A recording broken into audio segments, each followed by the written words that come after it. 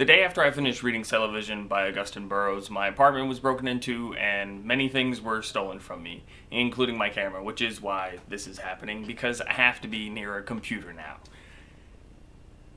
I like Sellevision, and because I liked it, I went online, especially to Goodreads, and I read negative reviews, because I like to see the opposing viewpoint. When I feel strongly about something one way or the other, I like to see the opposing viewpoint.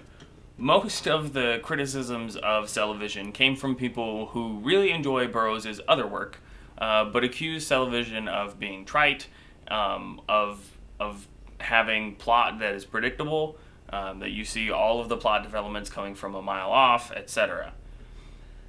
I didn't really find this to be the case. I didn't really have any problems with the novel until the epilogue.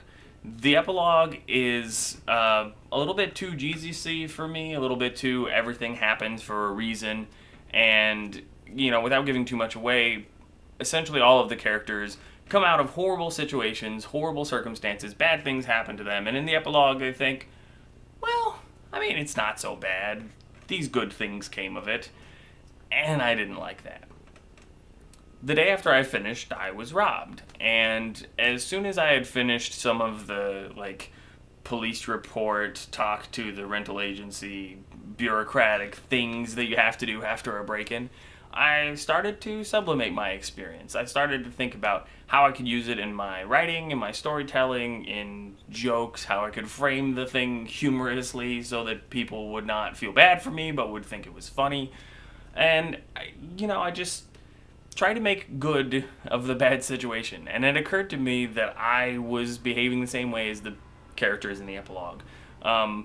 So it may be an unconventional way of displaying it, but it's not necessarily a trite ending. It's kind of a just strange expression of a universal truth about humans. And I realized that I had not been very generous with the text. On the whole, I tried to be, but I failed in that regard. It got me thinking more and more about generosity and cynicism. And the way I see it, there are two ways to interact with any text. That's film, books, music, whatever. You can be cynical. You can look for flaws, and you'll find them. There are flaws in everything. Every text that you ever interact with, every person that you ever interact with, there are going to be flaws. Finding those flaws when you're looking for them is no mean feat.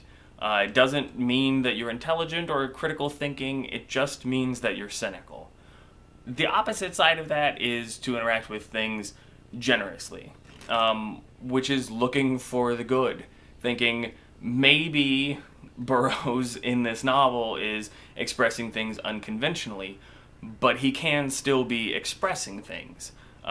So you've got nymphomaniac, and there's just a one-off line that shows you that she's been abused, and that's an appropriate response, or not an appropriate response, but that's a common response to having been sexually abused is to become obsessed by sexuality.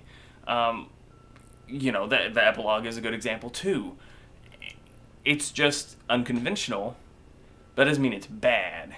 That, looking for the good things in there, you find good things. And that's a good lesson, I think. That's something that I strive to do with all of the things that I read and all of the films that I see and whatever. If you look at my Goodreads profile, almost everything I read has, a 3-star or higher rating.